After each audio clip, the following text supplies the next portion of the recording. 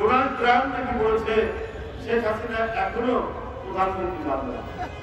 সেই ভাইরালে শোনা যায় তিনি বলেন আমি কাছাকাছি আছি দূরে নয় নেতা কর্মীদের উজ্জীবিত করার জন্য, কিন্তু আর আগের মতো তিনি আর সাড়া পান না।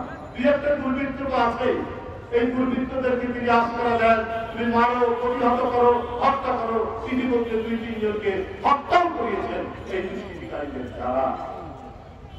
আবার মাঝে মাঝে উনি গুজব ছড়ান, মিথ্যা কথা বলার তো অভ্যেস। ওই যে বললাম দেখি স্বর্গে গেলেও ধান ভাঙে, ওই নরকে যাওয়ার পরেও ধান ভাঙছে, মিথ্যার ধান ভাঙছে।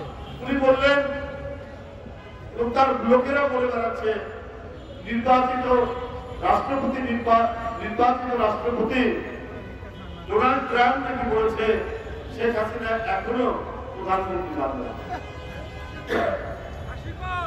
তো এটা আসলে অন্য কিছুই না, এই মিথ্যাচার দিয়ে তিনি যেমন 15 বছর মানুষ গুপ্ত হত্যা, রাজভাইরা হত্যা বেড়েছেন, আর জনগণের সামনে এসে নিজে কান্নাকাটি করেন। তিনি ঘাতক, তিনি কষাই, তিনি হত্যাকারী, তিনি নরপিশাচ, কিন্তু জনগণের কাছে এসে অভিনয় করেন মাদকাসক্তি।